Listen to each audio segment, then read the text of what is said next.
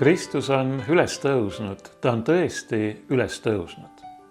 Armsad sõbrad, ülestõusmispühale järgnevat pühapäeva nimetatakse vana tava järgi valgeks pühapäevaks. Eks kogu see nädal ole üks valge nädal, tehtud valgeks, säravaks, kirkaks meie õnnistegija Jeesuse Kristuse ülestõusmise läbi surnuist. Ta on meile kinkinud uue elu alguse ja igavese elu lootuse. Tõsi, praegu, kui ma seda jutlust salvestan, on keskpäev, aga üsna hämar, aprillikuu on muutlik, küllap see päike ka tuleb, küllap tulevad ka soojad päevad, aga palju olulisem kui see väline päike ja väline soojus on see valgus ja see rõõm, mis säravad meie südames, kui me usume, et Issand on surma, patu, kaduvuse ja kurja võitnud ning meidki oma poja Jeesuse Kristuse risti surma ja surnuist ülestõusmise läbi uueks teinud. Meie tänane evangeelium, me leiame selle Johannese evangeeliumi eelviimasest 20. peatükist, võtab selle ülestõusmisnädala, selle valge nädala kokku. Või õigemini, ta märgib selle esimese päeva ja selle viimase ehk 8. päeva, jutustades meile, mis siis juhtus, mis toimus nende kahe pühapäeva õhtul, ülestõusmispäeva õhtul ja siis nädal aega hiljem. See on küllaltki pikk tekst, aga ma loen selle tervikuna ette, sest et see on just tänaseks päevaks, selleks pühapäevaks kõige sobivam, kõige parem tekst, kuna ta viib meid täpselt nende ülestõusmisnädala sündmuste keskele. Niisiis Johannese evangeeliumi 20. peatükist alates 19. salmiga võime lugeda. Kui nüüd sel samal nädala esimesel päeval oli õhtuaeg ja seal, kuhu jüngrid olid kogunenud, olid uksed lukus, sest nad kartsid juute, tuli Jeesus, jäi seisma nende keskele ja ütles neile, rahu teile. Kui ta seda oli öelnud, näitas ta neile oma käsi ja külge. Siis said jüngrid rõõmsaks Issandat nähes.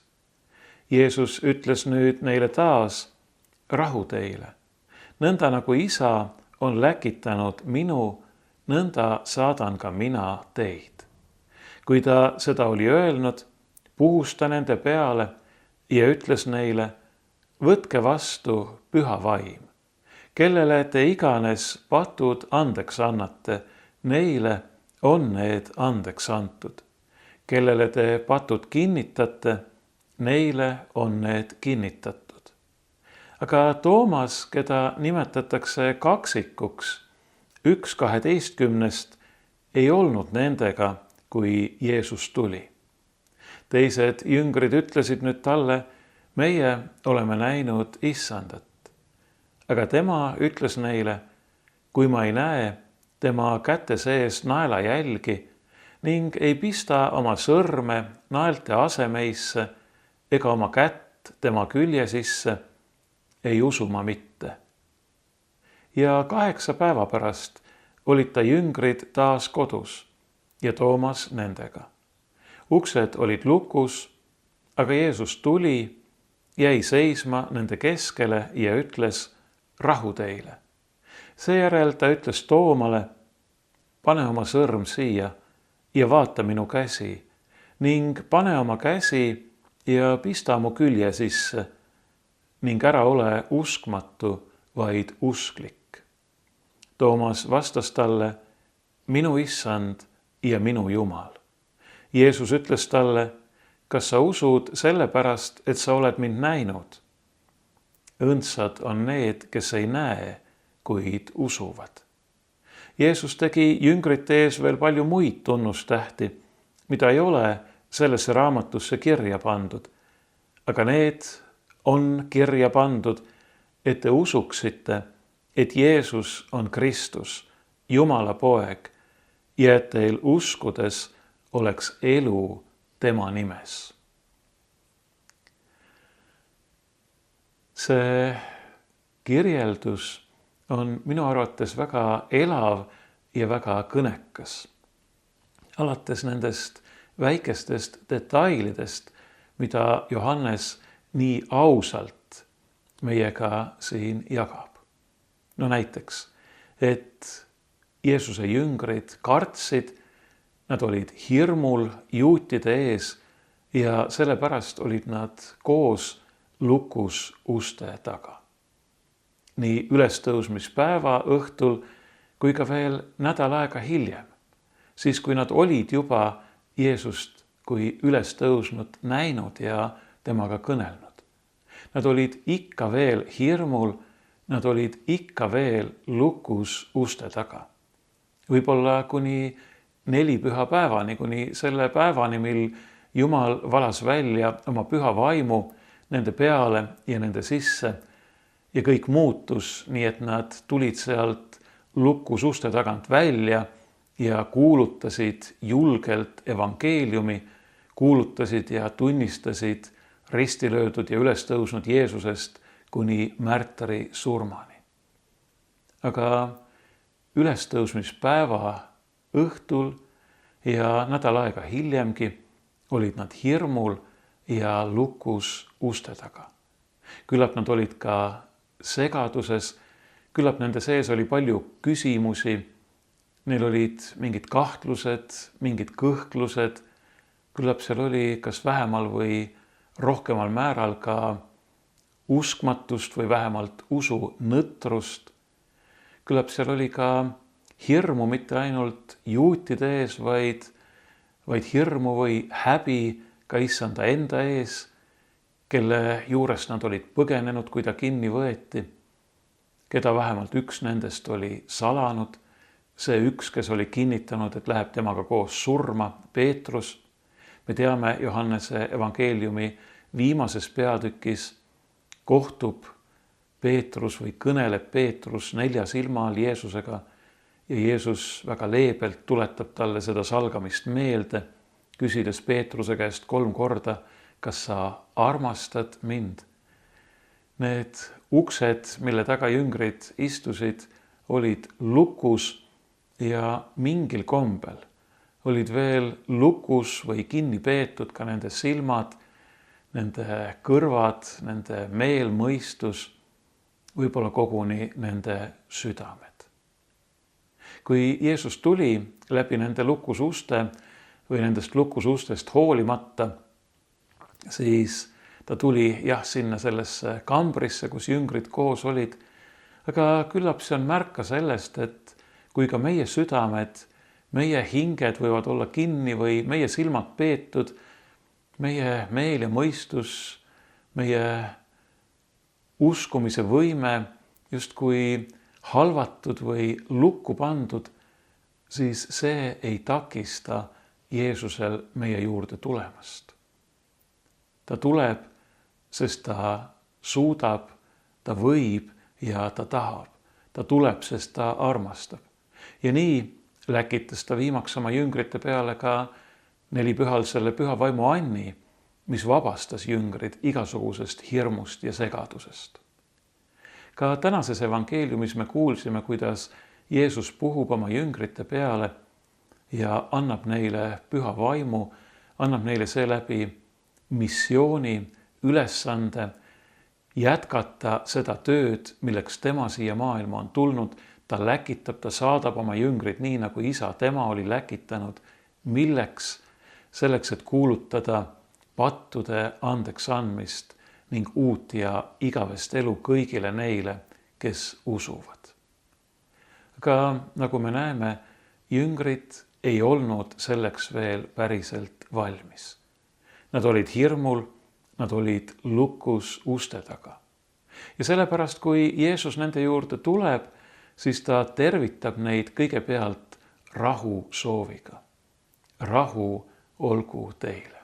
Jeesus näeb nende südamesse, näeb nende rahutust, näeb nende kahtlusi ja hirmu ja ta annab neile seda, mida nad kõige rohkem vajavad.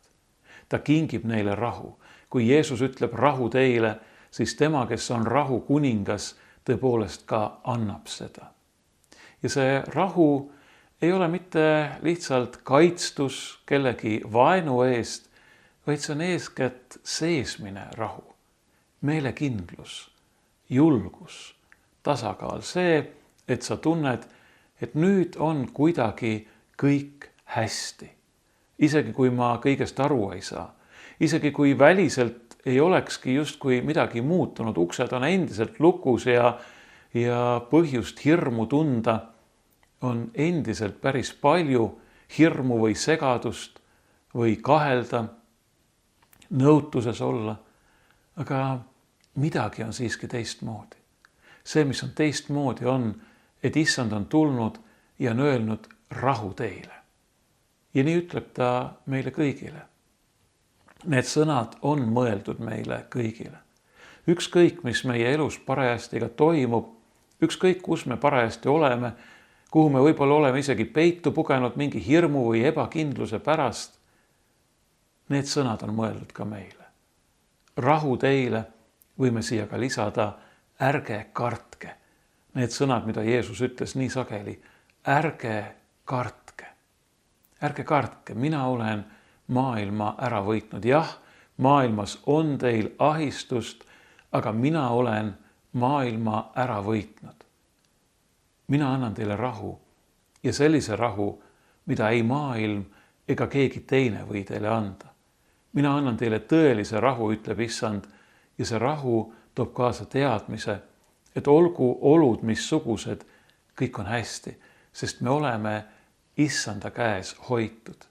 Me oleme hoitud sellesama Issanda kätes, kes ei kohkunud tagasi andmast ennast kuni lõpuni.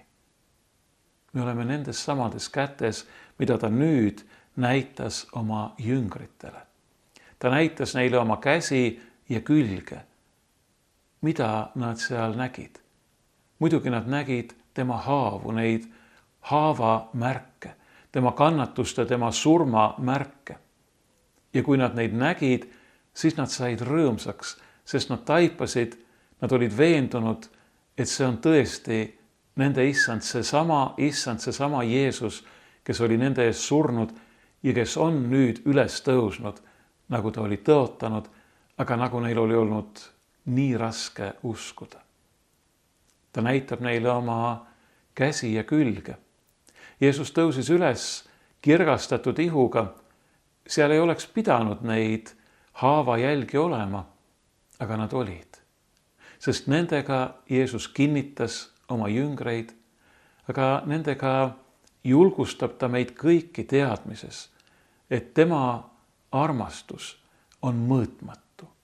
See on nii suur, et ta ongi võtnud oma ihusse igaveseks ajaks need haavamärgid, mis ühelt poolt kõnelevad meie patust ja ülekohtust, aga teiselt poolt veelgi enam tema armust ja halastusest, tema andeks andvast ja kõike võitvast armastusest.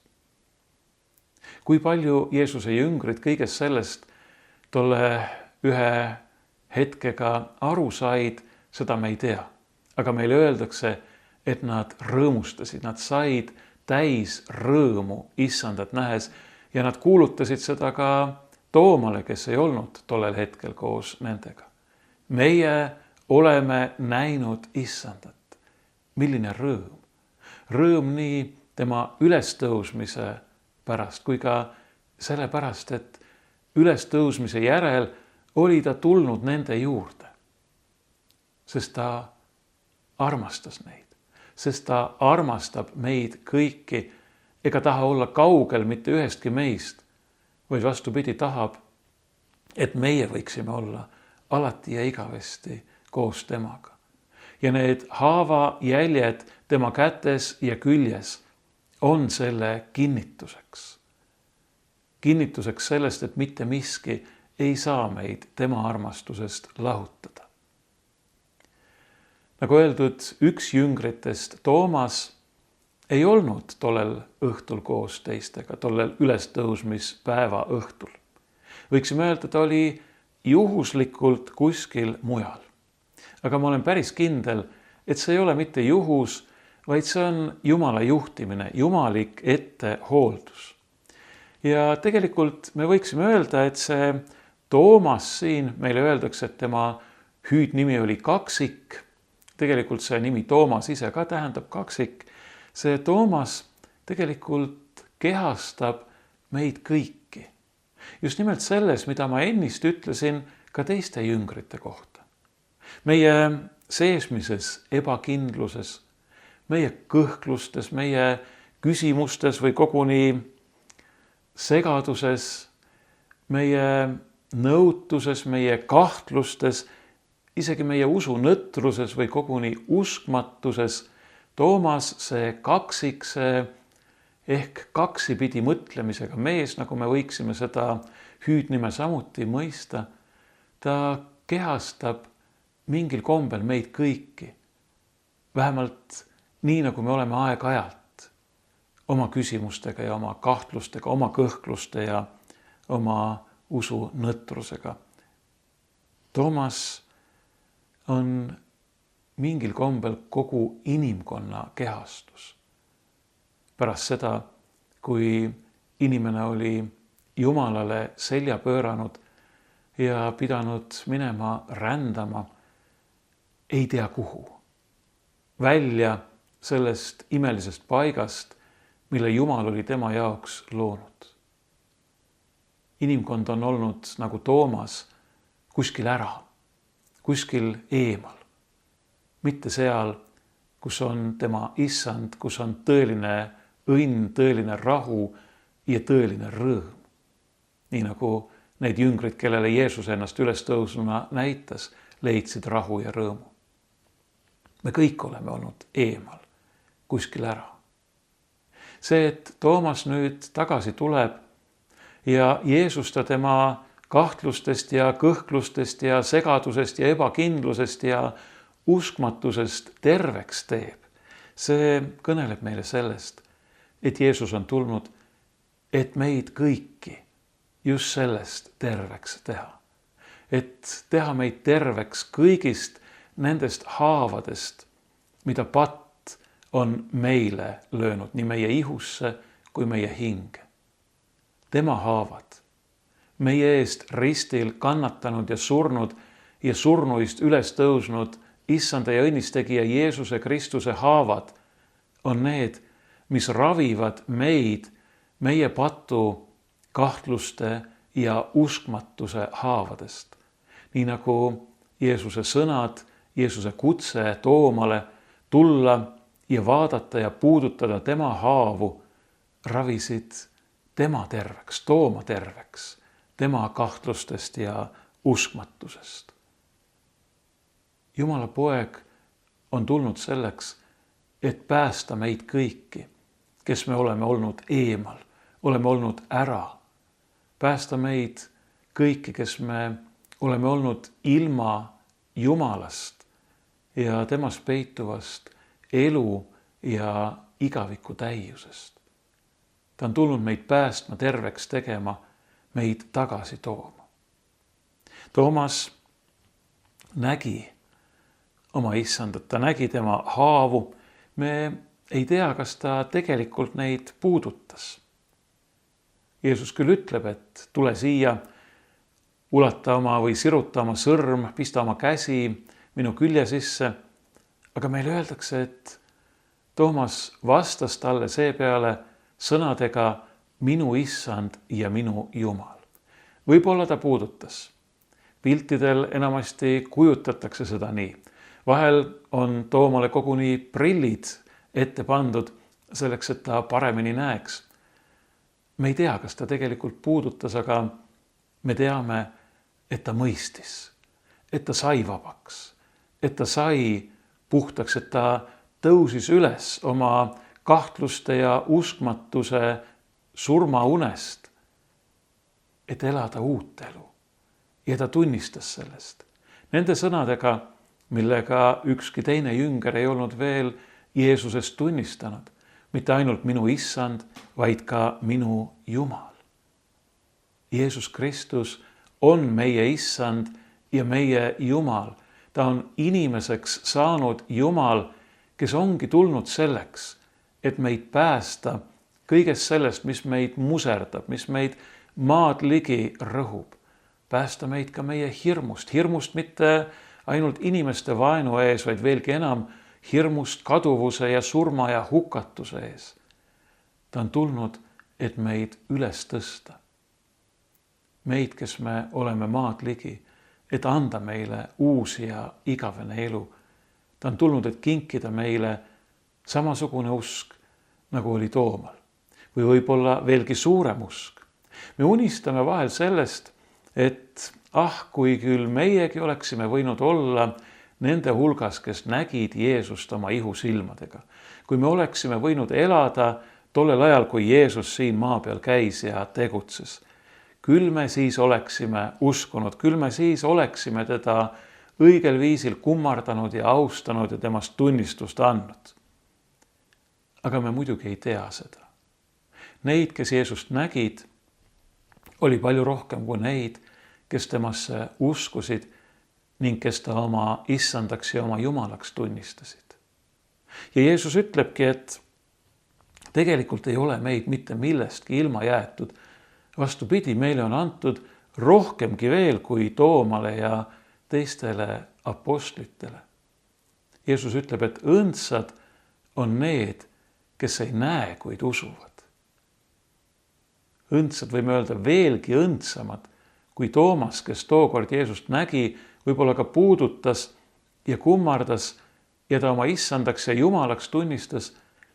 Kui meie teeme seda sama ilma teda ihusilmadega nägemata, siis me oleme õndsad. Nagu öeldud, võib-olla veelgi õndsamad. Meie usk on võib-olla veelgi suurem. Tõsi, ma ei tahaks kedagi siin innustada oma usku kellegi teise usuga võrdlema või usu suurust mõõtma. Aga nende sõnade peale mõeldes tasub olla tänulik. Me võime tõesti teada, et meid ei ole millestki ilma jäetud. Meile ei ole antud sugugi vähem ja meile ei ole tõotatud sugugi vähem. Ja sellepärast me võime olla kindlad, et kuigi me praegu ei näe, siis Jumal ei ütle, et me ei näe mitte kunagi. Jeesus ei ütle, et need, kes ei näe, on õndsad, kui nad usuvad, aga näha ei saa nad mitte kunagi, vaid vastupidi, me usume, et me saame näha. Siis, kui me jõuame sinna taevasesse kirkusesse, siis me saame teda näha. Ja see, mida me siis näeme, see on kujuteldamatult suurem ja imelisem, kui isegi see, mida suutis oma ihusilmadega näha Toomas, kui ta Jeesuse oma issandaks ja oma Jumalaks tunnistas. Mitte, et Jeesuses oleks tollel hetkel olnud vähem issandat ja Jumalat kui siis, kui meie teda näha saame, vaid ihusilmadest, meie praeguse ihusilmadest ei piisa tegelikult Jumala ja meie õnnistegija Jeesuse Kristuse tõelise kirkuse ja tõelise olemuse nägemiseks. Kõige suurem asi, mille inimene patulanguses kaotas, oligi Jumala vahetu ja tõelise nägemise võime. Ja see antakse meile tagasi. See on midagi nii imelist, et tõepoolest me ei suuda seda praegu kujutledagi, aga kord me saame näha. Me võime sellest saada aimu, kui me mõtleme selle peale, kuidas me reageerime siis, kui me näeme siin maailmas midagi tõeliselt kaunist ja ilusat. Milline vaimustus meid siis täidab, milline hämmastus, milline rõõm, milline rahu ja harmoonia tunne. Just nimelt seesama tunne, et kõik on kuidagi seletamatul kombel hästi. Aga see, mida me seal näha saame, ületab selle kõik mõõtmatult. Praegu me ei näe, me usume, aga Jumal, Jeesus Kristus kiidab meid õndsaks. Kord me saame näha ja see on midagi imelist. Kõige tähtsam on see, et me praegu kasutaksime seda võimalust, mis meile on antud. Avaksime ennast usus temale, kes on tulnud selleks, et meid õndsaks teha, et meid päästa, et meile igavene elu kinkida. Nii nagu Johannes ütleb oma evangeeliumit kokku võttes meie tänase evangeeliumi lugemise lõpul, et me usuksime, et Jeesus on Kristus, Jumala poeg, ja et meil uskudes oleks elu tema nimes.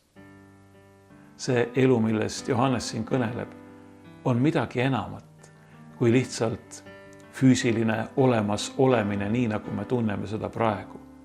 Ja igavene elu on midagi märksa enamat ja imelisemat kui lihtsalt selle praeguse elu lõputu jätkumine. Milline see elu täius on, nagu ma juba mitu korda olen öelnud, me ei suuda seda praegu ettegi kujutada. Aga Jumal on selle meile tõotanud ja Jumal on selle meile kinkinud. Selles samas õnnistegijas Jeesuses Kristuses, kes on meie eest ristil kannatanud ja surnud ning kes on surnuist üles tõusnud, ennast ihulikult oma apostlitele näidanud, aga ennast oma püha vaimu läbi ka meile ilmutanud. Tema, kellesse uskudes ka meil on tõeline ja igavene elu.